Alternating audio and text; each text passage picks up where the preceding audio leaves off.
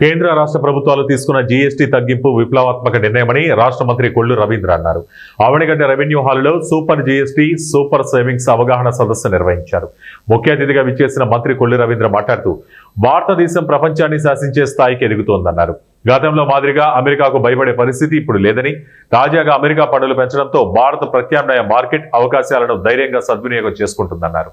బలమైన ఆర్థిక వ్యవస్థగా ఎదుగుతున్న భారత్ ఆర్థిక ప్రయోజనాలు దేశ ప్రజలకు అందించాలనే లక్ష్యంతో కేంద్ర రాష్ట్ర ప్రభుత్వాలు జీఎస్టీని తగ్గించి పేద మధ్యతరగతి వర్గాలు, రైతుల కొనుగోలు శక్తి, పొదుపు గణనీయంగా పెంచాయన్నారు. జీఎస్టీ తగ్గింపుతో నిత్యావసర సరుకుల ధరలు, వ్యవసాయ పనిముట్ల రేట్లు తగ్గాయన్నారు. ఈ నెల 16న జీఎస్టీ అవగాహన సదస్సుకు రాష్ట్రానికి భారత ప్రధాని నరేంద్ర మోడీ విచ్చేయనున్నట్లు తెలిపారు. ఈరోజు మంచి కార్యక్రమం. ప్రధానమంత్రి నరేంద్ర మోడీ గారు, ఫైనాన్స్ మినిస్టర్గా నిర్మలా సీతారామన్ గారు ఈ రాష్ట్రంలో కానీ దేశంలో కానీ తీసుకున్నటువంటి నిర్ణయాల్లో భాగంగా ఈరోజు ఇక్కడ జిఎస్టీ మీద అవగాహన సదస్సు ఏర్పాటు చేస్తున్నాం. మరి వచ్చినటువంటి సందర్భంలో మొట్టమొదటిగా క్రీస్తు శేషులు పెద్దలు మండల వెంకటకృష్ణరావు గారి శత జయంతి ఉత్సవాల్లో భాగంగా మరి ఆయన విగ్రహాన్ని కూడా పూర్వమాదేశం రావడం నిజంగా అదృష్టంగా భావిస్తానని అవకాశం కల్పించాను. అవినిగంగా అందరూ కూడా నమస్కారాలు. ఇవాళ మనందరం కూడా ఒకసారి గతంలో ట్యాక్సెస్ విధానం ఎలా ఉండేది, ప్రస్తుతం ఉన్నటువంటి ట్యాక్సెస్ విధానం ఎలా ఉంది, ఇవాళ ప్రపంచ దేశాల్లో 4వ అతిపెద్ద దేశంగా ఆర్థిక వ్యవస్థగా భారతదేశం తయారైంది. 2014 ముందు ఇక్కడ చిన్నతనంలో కూడా మనం చూస్తే ట్యాక్సెస్లో రకరకాల ట్యాక్సెస్ ఉంది. సేల్ ట్యాక్స్ అని, కమర్షియల్ ట్యాక్స్ అని, ఎక్సైజ్ ట్యాక్స్ అని, సెంట్రల్ ట్యాక్స్ అని, ఇలా తర్వాత మళ్ళీ వ్యాట్ అని, ఇలాంటి రకరకాల ట్యాక్స్ వచ్చి దేనికి ట్యాక్స్ కట్టాలో తెలియనటువంటి పరిస్థితి. మళ్ళీ ఎంటర్టైన్మెంట్ ట్యాక్స్ ఉంది. ఇవాళ ఇవన్నీ కూడా ఒకే కొడుకు కింద తీసుకొచ్చి కేంద్ర రాష్ట్ర ప్రభుత్వాల వాటాలు కూడా నిర్ణయించే విధంగా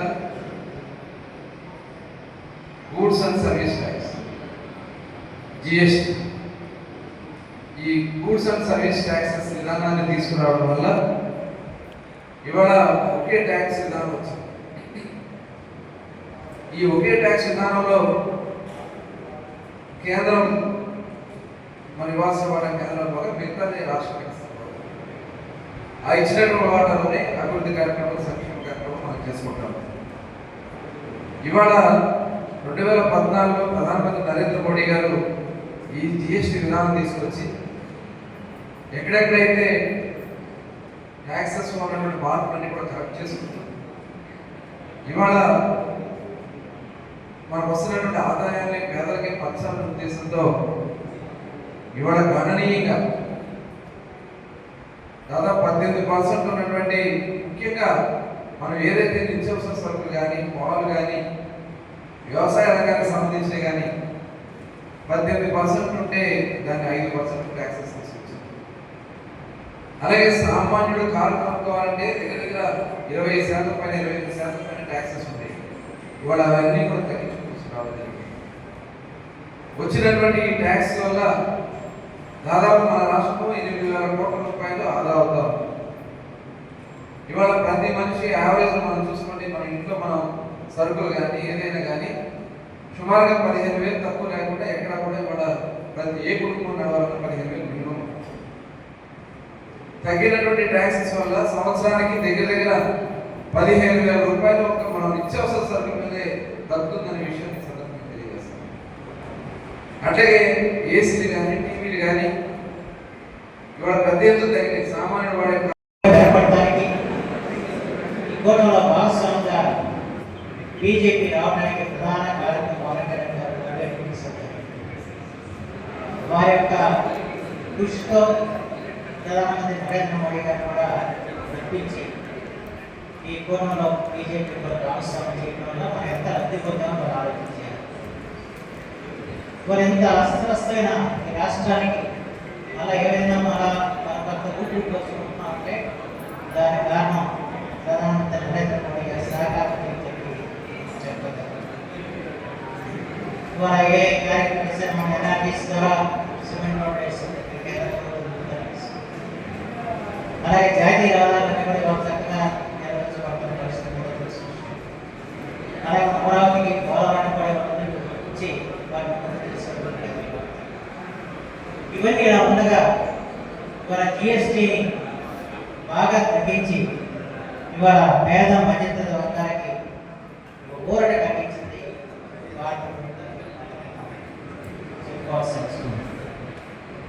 దాదాపు ప్రతి కుటుంబానికి కూడా ఇవాళ 15,000 వరకు కూడా ఆదా కలిగే విధంగా వాళ్ళ జిఎస్టీ తగ్గారు. దీనివల్ల ఈ కొనుగోలు శక్తి కూడా ఇవాళ పెరగడం, దాంతో వ్యాపారాలకి అమ్మకాలు పెరిగాయి.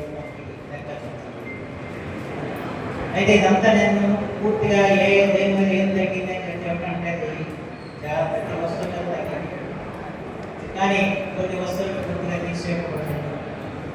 ఉదాహరణకి మనం కొన్ని నా ముందు మాట్లాడిన పెద్దలు చెప్పారు, చాలా వరకు మనకి బయలు ఉన్న మహిళల సమస్యలకు అరగంట గృహంలో కావాల్సిన పాలు కానివ్వండి, రొట్టి కానివ్వండి, లేకపోతే పన్నీరు, ఇలాంటి నిత్యావసర వస్తువుల మీద పూర్తిగా వర్క్ చేసుకున్నాయి. అలాగే ఆరోగ్యానికి సంబంధించి పరిశుభ్రతకు సంబంధించి 18% నుంచి 50% తగ్గించారు. దాంట్లో రోజు వాడే సబ్బులు కానివ్వండి, టూత్ పేస్ట్ కానివ్వండి, షాంపూలు కానివ్వండి, ఇవన్నీ కూడా బాగా తగ్గిన పరిస్థితుల్లో మనం గమనించాలి. అలాగే ఆరోగ్యానికి సంబంధించి మందుల మీద కూడా చాలా తగ్గించుకుంటుంది. కొన్ని మీద పూర్తిగా ఏర్పాటు చేసిన పరిస్థితి కూడా ఉందన్న విషయం మొత్తం అంచేత ద్వారా నేను మనం చేసేది మీ అంతా నేను దేని మీద ఎంత తగ్గిందని చెప్పి చెప్పినట్టు కూడా ఈ తగ్గినవి అమలు అవుతున్నాయో లేదా చూసుకోవాల్సిన బాధ్యత ప్రతి ఒక్కరి మీద ఉంది.